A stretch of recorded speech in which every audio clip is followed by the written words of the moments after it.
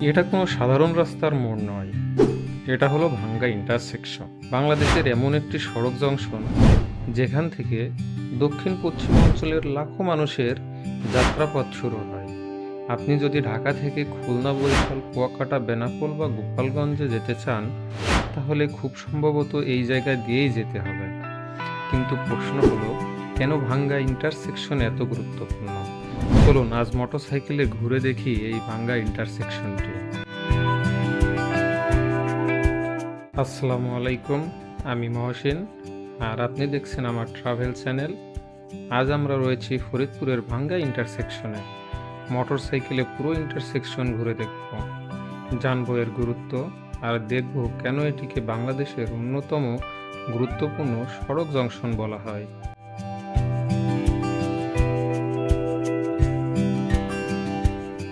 আপনি এখন যে ফ্লাইওভার আর চারদিকে ছড়িয়ে থাকা রাস্তা দেখছেন, এটি একটি ইন্টারসেকশন নয়, এটি বাংলাদেশের যোগাযোগ ব্যবস্থার একটি গুরুত্বপূর্ণ কেন্দ্র।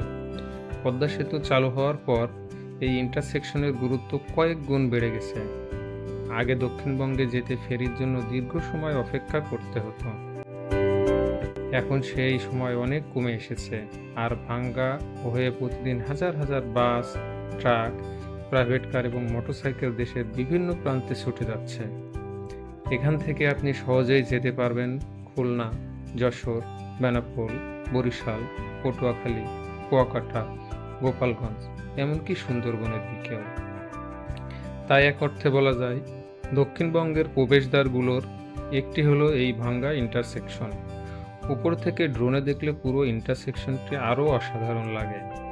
গোলাকার লুপ, একাধিক ফ্লাইওভার আর প্রশস্ত এক্সপ্রেসওয়ে, সব মিলে এটি বাংলাদেশের আধুনিক অবকাঠামোর একটি দৃষ্টান্ত। আমার সবচেয়ে ভালো লেগেছে জায়গাটির পরিকল্পিত নকশা। এত বড় যানবাহনের চাপ থাকলেও সঠিক লেন ব্যবহার করলে চলাচল অনেক সহজ হয়।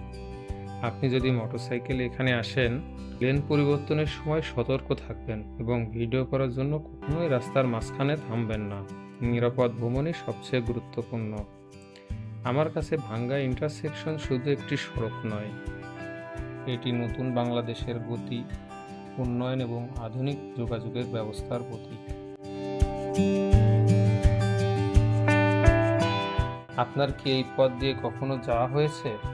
হলে কমেন্টে লিখে জানান আপনার অভিজ্ঞতা কেমন ছিল।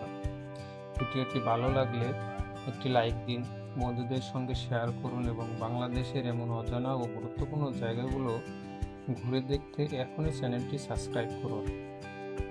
আমি মহসিন, আজকের মতো এখানেই বিদায় নিচ্ছি। দেখা হবে পরবর্তী ভ্রমণে। আল্লাহ হাফেজ।